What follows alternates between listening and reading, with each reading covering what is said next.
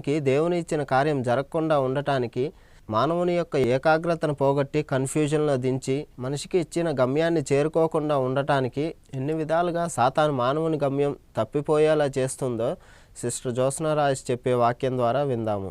క్రీస్తునందు ప్రియమైన సహోదరి సహోదరులారా, మన ప్రభువైన క్రీస్తుని దేవుడిగా అంగీకరించి ఆయన సర్వశక్తిమంతుడని, నిజమైన రక్షకుడని, ఆయనే నిజమైన దేవుడని క్రైస్తవులంగా పిలువబడుతున్న మనమందరం కూడా నిజంగా ఎంతో ధన్యులము. ప్రియమైన సహోదరి సహోదరులారా, ఈ లోకంలో మానవుని జీవితము కేవలం కొంతకాలం వరకే. ఆ మానవుడు ఏ విధంగా జన్మించినా, ఎంత గొప్పవాడిగా పుట్టినా, ఎంత లేనివాడిగా పుట్టినా, ఎంత గొప్ప కులంలో పుట్టినా, తక్కువ కులంలో పుట్టినా, ప్రతి మానవుడు కూడా ఆఖరికి ఏదో ఒక రోజు మరణించాల్సిందే. మరి మానవునిగా ఈ భూమి మీద జన్మించిన తర్వాత ప్రతి మానవుని యొక్క గమ్యం ఏంటి? మరి ఈ భూమి మీద జన్మించి మరి అది 30 సంవత్సరాలు, 40 సంవత్సరాలు, లేకపోతే 50, 100 ఎంతో కొంతకాలం జీవించిన తర్వాత ఆ మానవుని యొక్క ఆత్మ ఎక్కడికి చేరుకుంటుంది? మనందరికీ తెలుసు, రెండు విషయాలను మనం అనుకుంటూ ఉంటాము. ఒకటి స్వర్గము లేదా నరకము. పరలోక రాజ్యంలోకి అంటే దేవుని యొక్క హస్తంలోకి, లేదా సాతాను రాజ్యంలోకి అంటే సాతాన్ యొక్క హస్తంలోకి. మరి ప్రతి మానవుడు కూడా తప్పనిసరిగా పరలోక రాజ్యంలో ఉండాలని కోరుకుంటాడు, దేవుని యొక్క రాజ్యంలో, దేవుని యొక్క హస్తంలో ఉండాలని కోరుకుంటాడు. కానీ ప్రియమైన సహోదరి సహోదరులారా, దేవుని యొక్క రాజ్యంలో ఉండాలంటే మానవుడు ఏం చేయాలి? మానవుడికి ఎటువంటి మార్గం ఉంది? ఏ మార్గంలోకి వెళ్తే ఆ మానవుని ఆత్మ దేవుని యొక్క రాజ్యానికి చేరుకుంటుంది? దానికి ఏదైనా దారి ఉందా? ఏ దారిలో వెళ్తే మానవుడు దేవుని యొక్క రాజ్యంలోకి చేరుకుంటాడని అనేక ప్రయత్నాలు చేస్తూ ఉన్నాడు. ఈ భూమి మీద జన్మించిన ప్రతి మానవుడు కూడా మరి ఎన్ని సంపదలున్నా, ఏమి చేసినా సరే అతని యొక్క గమ్యము పరలోక రాజ్యము చేరడానికి. కానీ ఆ మార్గం ఏంటి అని మనం తెలుసుకోవాలనుకుంటే ఆ మార్గము కేవలం యేసు ప్రభు మాత్రమే. మానవుడు ఎన్ని మార్గాల్లోకి వెళ్ళినా ఆఖరికి మన ప్రభువైన క్రీస్తు యొక్క మార్గం ద్వారానే ఆ యొక్క మానవుని ఆత్మ పరలోక రాజ్యానికి చేరుకుంటుంది. ఏ మతంలో పుట్టినా, ఏ కులంలో పుట్టినా, ఏ విధంగా పుట్టినా, ఏ దేశంలో పుట్టినా, ఏ జాతిలో పుట్టినా ప్రతి మానవుడు కూడా ప్రభువైన క్రీస్తుని నమ్మిన తర్వాతనే అతను పరలోక రాజ్యంలోకి చేరుతాడు. అంటే కేవలం ప్రభువైన క్రీస్తు మాత్రమే నిజమైన మార్గము, ప్రభువైన క్రీస్తు మాత్రమే నిజమైన వెలుగు, ప్రభువైన క్రీస్తులో మాత్రమే గొప్ప సత్యం ఉంది, మన ప్రభువైన క్రీస్తులో మాత్రమే నిజమైన వెలుగు ఉంది.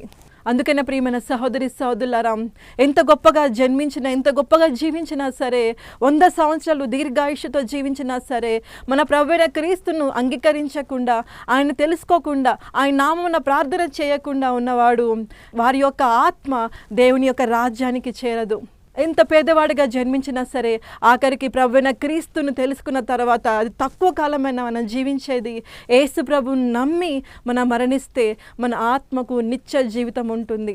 మన ఆత్మ కలకాలం కూడా దేవుని యొక్క రాజ్యంలో సుఖంగా, సంతోషంగా ఉంటుంది. ఈ లోకంలో ఎన్ని లోకపు భాగ్యాలను అనుభవించినా, లోకపు కోరికలు అనుభవించినా సరే, మనం కనుక దేవుడిని అంగీకరించకపోతే, ప్రభువైన క్రీస్తును మాత్రమే అంగీకరించకపోతే మన ఆత్మ నిత్య నరకాగ్నిలో ఉంటుందని తెలుసుకోండి. అందుకనే ప్రియమైన సహోదరి సహోదరులారా, నా దగ్గరికి చాలామంది అన్యజనులు వచ్చి, సిస్టర్ మేము ఎన్నో మార్గాల వైపు వెళ్ళాము, ఎన్నో దారుల వైపు, ఇటు వెళ్తే మాకు శాంతి వస్తుందా, ఇటు వెళ్తే మాకు సమాధానం వస్తుందా, ఈ దారి వైపు వెళ్తే మా రోగాలు నయమవుతాయా, ఈ దారి వైపు వెళ్తే మాకు మరి మా యొక్క ఆత్మకు రక్షణ ఉంటుందని అనేక మార్గాలు తిరిగాము. కానీ ఏ మార్గంలో కూడా మాకు శాంతి, సమాధానం లేదు. ప్రభువైన క్రీస్తుని అంగీకరించిన తర్వాత ఆయనలో మాత్రమే మాకు శాంతి దొరికింది, ఆయనలో మాత్రమే మాకు సమాధానం దొరికిందని చెప్తూ ఉంటారు. అందుకనే ప్రియమైన సహోదరి సహోదరులారా, ప్రభువైన క్రీస్తు యొక్క సువార్త మత ప్రచారం కాదు, కానీ ఒక రక్షణకు మార్గము. అందుకనే చాలామంది సువార్థికులు, పాస్టర్స్, మరి దైవజనులు అనేక మంది ప్రభువైన క్రీస్తు నమ్ముకొనుడి, ఆయన ద్వారా మాత్రమే రక్షణ పొందుతారని పదే పదే ప్రకటిస్తూ ఉంటారు.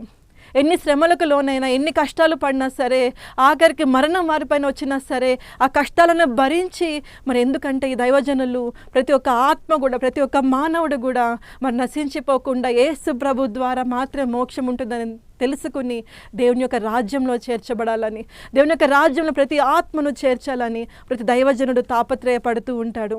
అందుకనే ప్రియమైన సహోదరి సహోదరులారా, యోహాను సువార్త 14వ అధ్యాయం 6వ వచనంలో రాసి ఉంది, I'm the way, the truth and the life, నేనే మార్గము, సత్యము, జీవము అని చెప్పి.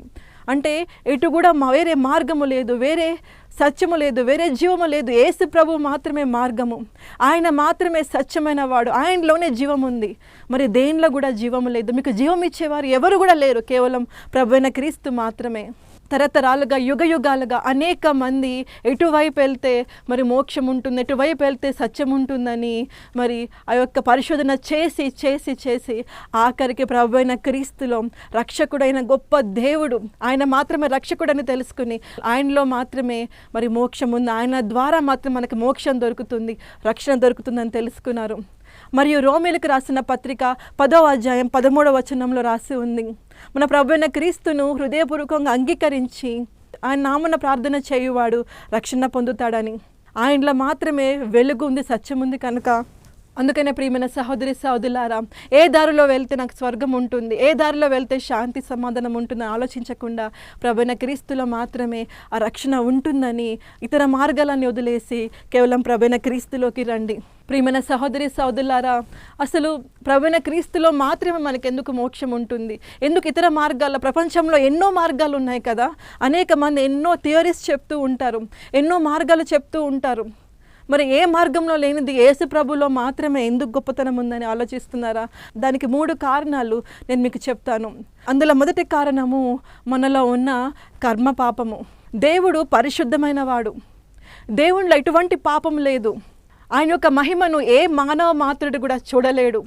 అంత గొప్ప పరిశుద్ధుడైన దేవుని యొక్క సన్నిధిలోకి పాపాత్ముడైన మానవుడు వెళ్ళాలంటే ఆయనను చూడకుండానే బొగ్గులాగా బూడిదలాగా మాడి మసైపోతాడు. అందుకని 1 పేతురు 1వ అధ్యాయము 16వ వచనంలో రాసి ఉంది, be holy because I'm holy. నేను పరిశుద్ధుడిని కనుక మీరు కూడా పరిశుద్ధులై ఉండుడి. నా వద్దకు రావాలంటే మీరు కూడా పరిశుద్ధంగా ఉండాలి. దేవుడి యొక్క రాజ్యంలోకి రావాలంటే మానవుడు పరిశుద్ధంగా ఉండాలి. కానీ చెప్పండి ప్రియమైన సహోదరి సహోదరులారా, ఏ మానవుడు ఈ లోకంలో పరిశుద్ధంగా ఉన్నాడు? ఈ భూమి మీద జన్మించిన ప్రతి మానవుడు కూడా పాపం చేస్తున్న, తప్పు చేస్తున్న, తనను అపవిత్రపరుచుకుంటూ ఉన్నాడు. అసూయ ద్వారా, ద్వేషం ద్వారా, గొడవల ద్వారా, అనేక రకాలుగా వ్యభిచారం ద్వారా, మోహపు తలంపుల ద్వారా ఏ మానవుడు కూడా శుద్ధిగా లేడు. గొప్ప గొప్ప వ్యక్తులుగా ఈ లోకంలో పేరు పొందిన అనేక మంది కూడా అపరిశుద్ధంగానే ఉన్నారు. ఈ లోకానికి వారు గొప్పవారుగా కనిపించవచ్చు, కానీ దేవునికి మాత్రం వారు పరిశుద్ధులుగా లేరు. మరి అటువంటి అసూయతో, అటువంటి ద్వేషంతో, పాపంతో నిండుకున్న మానవుడు మరి దేవుని యొక్క రాజ్యానికి చేరుకోవాలంటే అది ఏ మాత్రం కూడా సంభవం కాదు. అందుకనే ప్రియమైన సహోదరి సహోదరులారా, మరి మానవుడు పరిశుద్ధంగా మారి మరి దేవుని ముందుకు రావాలంటే సర్వశక్తిమంతుడైన దేవుడే ఈ భూమి మీదకి మానవుడి రూపంలోకి దిగి వచ్చి మానవుని యొక్క ప్రతి భారాన్ని, ప్రతి పాపాన్ని తన మీద వేసుకుని తను బలియాగం అయిపోవాలి. అందుకని ప్రభువైన క్రీస్తు ఈ లోకానికి సృష్టికర్త అయ్యిండి కూడా ఈ భూమి మీదకు దిగి వచ్చి ప్రతి మానవుని యొక్క పాపము తన మీద వేసుకుని తను బలి అయిపోయాడు, తన రక్తం చిందించాడు. అంటే ఎవరైతే ప్రభువైన క్రీస్తుని నమ్ముతారో ఆ ప్రతి మానవుడి పైన ప్రభువైన క్రీస్తు యొక్క రక్తము కవర్ చేయబడి ఉంటుంది. ఆయన నమ్మిన ప్రతి మనిషి కూడా ప్రభువైన క్రీస్తు యొక్క రక్తంతో శుద్ధీకరించబడి ఉంటాడు. అందుకని ఎప్పుడైతే యేసు ప్రభు నామమున ఆయన రక్తంతో పాటు మనం పరలోక రాజ్యానికి మన ఆత్మ వెళ్ళడానికి ప్రయత్నం చేస్తుందో అప్పుడు ప్రభువైన క్రీస్తు యొక్క రక్తం ద్వారా ఏ పాపం లేకుండా ఈ లోకంలో జన్మించి, ఏ పాపం లేకుండా మరణించి పునరుత్థానమైన ప్రభువైన యేసుక్రీస్తు యొక్క రక్తం ద్వారా ఆ యొక్క మానవుడు దేవుని ముందు, మన తండ్రి ముందు పరిశుద్ధునిగా కనపడతాడు. వారి యొక్క పాపము, వారి యొక్క బలహీనతలు ప్రభువైన క్రీస్తు యొక్క రక్తం ద్వారా కవర్ చేయబడి ఏమాత్రం కూడా దేవునికి కనపడదు. అందుకనే మన యొక్క పాపాలను బట్టి పరిశుద్ధుడైన దేవుడు కోపడకుండా, అసహించకుండా ప్రభువైన క్రీస్తు యొక్క బలియాగం ద్వారా ఆ రక్తాన్ని చూసి మనల్ని ప్రేమించి తన కాగిల్లోకి మనల్ని తీసుకుంటాడు. మనల్ని ఆయనతో పాటు పరలోక రాజ్యంలో వారసులుగా చేస్తారు. అందుకనే ప్రియమైన సహోదరి సహోదరులారా, దీన్నే కర్మపాపం అంటాము. జన్మించిన ప్రతి మానవుడు కూడా వాడు చేసే క్రియల ద్వారా అటువంటి పాపానికి లోనవుతాడు. కనుక ఈ కర్మ పాపము నుండి మనకు విడుదల ఇచ్చేది కేవలం ప్రభువైన యేసుక్రీస్తు యొక్క రక్తమే, మరొకరిది కాదు. అందుకని ప్రపంచంలో ప్రభువైన క్రీస్తు యొక్క నామం ద్వారానే, ఆయన రక్తం ద్వారానే మనం పరలోక రాజ్యానికి వెళ్ళడానికి అర్హులం అవుతాము. రెండవది, మనం పుట్టుకతోనే మానవులంగా మనం జన్మ పాపులము.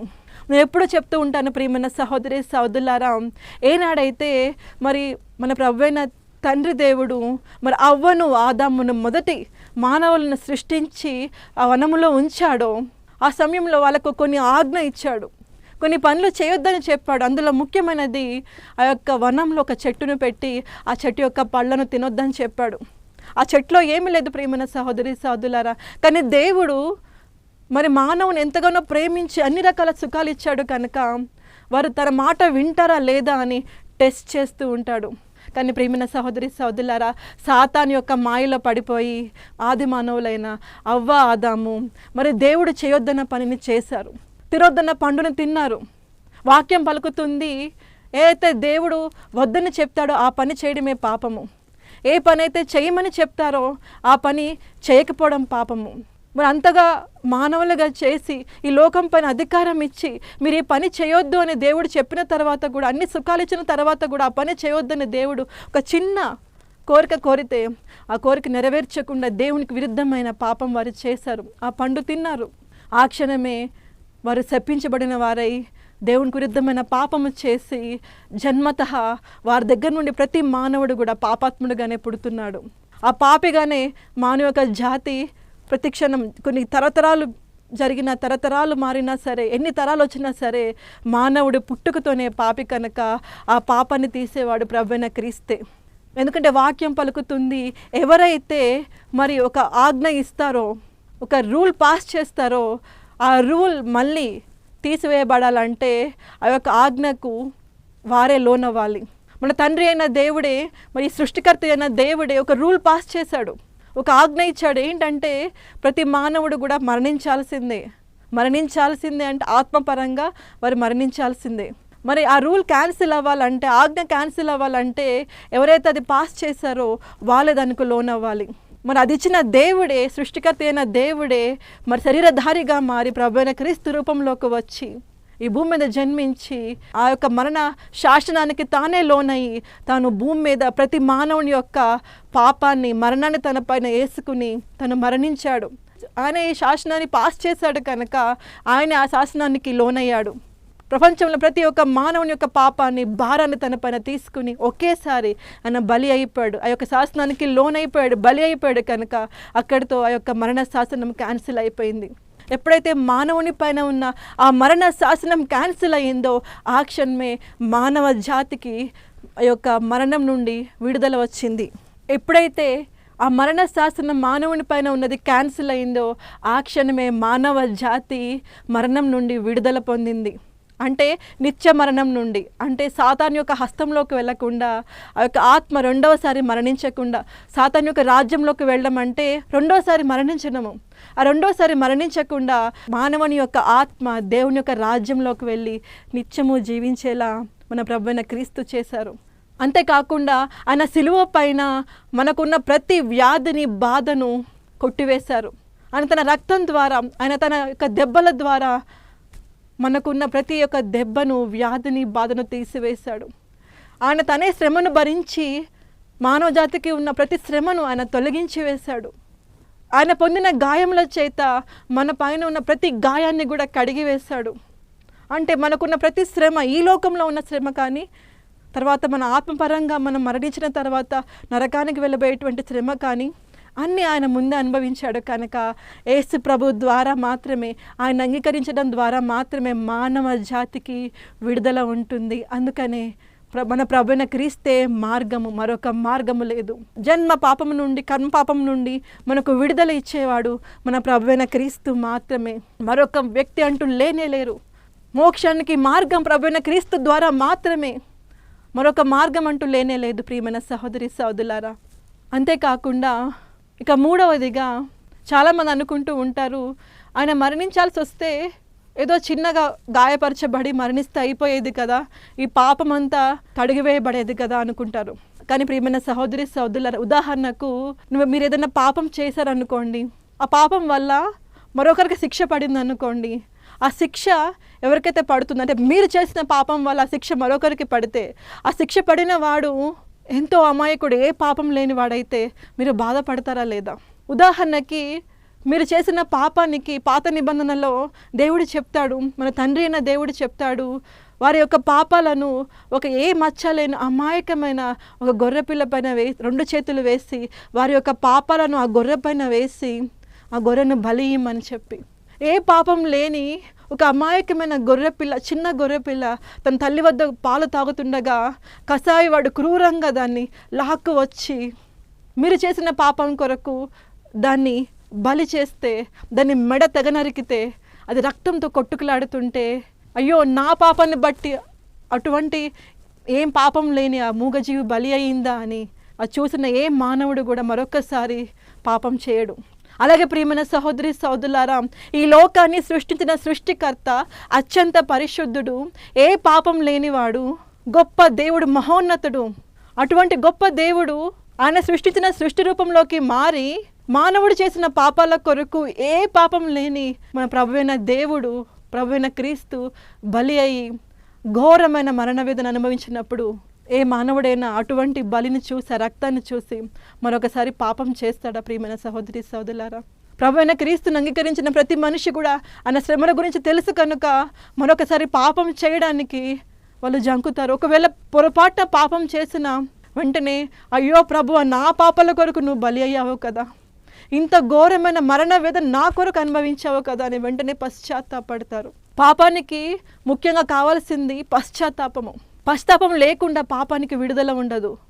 ప్రభువైన క్రీస్తు అనుభవించిన ఘోరమైన మరణం ద్వారా ప్రియమైన సహోదరి సహోదరులారా, చాలా ఎంతో పొడవైన మేకులు పెట్టి తన 2 చేతులను మరి సైనికులు కొట్టారు.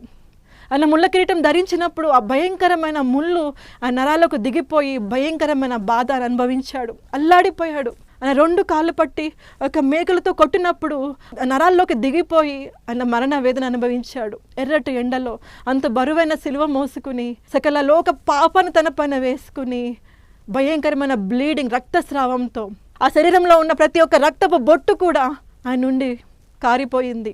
అటువంటి భయంకరమైన మరణ వేదన అనుభవిస్తూ మన ప్రభువైన క్రీస్తు నీ కొరకు నా కొరకు బలి అయిపోయాడు. అటువంటి ఘోరమైన మరణ వేదన దేవుడు అనుభవించాడు నీ కొరకు నా కొరకు అని తెలిసిన ఏ మానవుడు కూడా పాపము చేయడు కనుక, పశ్చాత్తాపడతాడు కనుక కేవలం ప్రభువైన క్రీస్తు ద్వారా మాత్రమే మనకు మోక్షానికి మార్గం ఉంటుంది. ఆయనను చూసే పశ్చాత్తాపడతారు, మరొక వ్యక్తిని చూసి కాదు. అందుకే ఆయన మార్గము, ఆయనే జీవము, ఆయనే సత్యమైన దేవుడు, ఆయన ఈ లోకానికి సృష్టికర్త.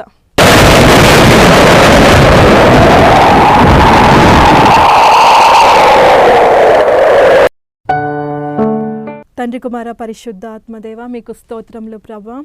సర్వశక్తిమంతుడైన తండ్రి, నీకు స్తోత్రములు. అవును యేసయ్యా, నీవు ఈ లోకాన్ని సృష్టించిన సృష్టికర్తవై ఉండి కూడా ప్రభా నీవు సృష్టించిన సృష్టిలోనికి మారి మా కొరకు నీవు బలియాగం అయిపోయావు ప్రభా. నీవు చిందించిన రక్తము మా కొరకు ప్రభా, నీ యొక్క ప్రాణ అర్పణ మా కొరకు ప్రభా. తండ్రి, మాలో ఉన్న ప్రతి పాపాన్ని తీసివేసి కడిగివేసి తండ్రి నీవు మాకు నిత్య జీవాన్ని అనుగ్రహించావు. యేసయ్యా, ఎప్పుడు తండ్రి మాకున్న ప్రతి వ్యాధిని, బాధను తీసివేయి తండ్రి. మా ప్రతి వ్యాధిని, బాధను, కష్టాన్ని నీవు శిలువ పైన కొట్టివేసావు ప్రభా. నీ మరణం ద్వారా సాతాను పైన మాకు విజయాన్ని ఇచ్చావు కనుక ప్రతి చేతబడి శక్తుల నుండి, అంధకార శక్తుల నుండి, ప్రతి అనారోగ్యం నుండి మాకు విడుదల ఇవ్వండి తండ్రి. వీరందరిపైన మీ ఆత్మను కుమ్మరించండి. ఈ టీవీ స్క్రీన్ పైన నాతో పాటు అంగీకరిస్తున్న ప్రతి ఒక్క వ్యక్తిని కూడా తాకండి ప్రభా. వారిపైన మీ ఆత్మను కుమ్మరించండి. వారి జీవితంలో ప్రతి కష్టాన్ని, వ్యాధిని, బాధను తీసివేయండి. ఇప్పుడే వారికి సంపూర్ణ స్వస్థత, విడుదల ఇమ్మని, వారి జీవితంలో గొప్ప కార్యము జరిగించమని ప్రభువైన యేసుక్రీస్తు నామములో అడుగుతున్నాను తండ్రి. ఆమేన్.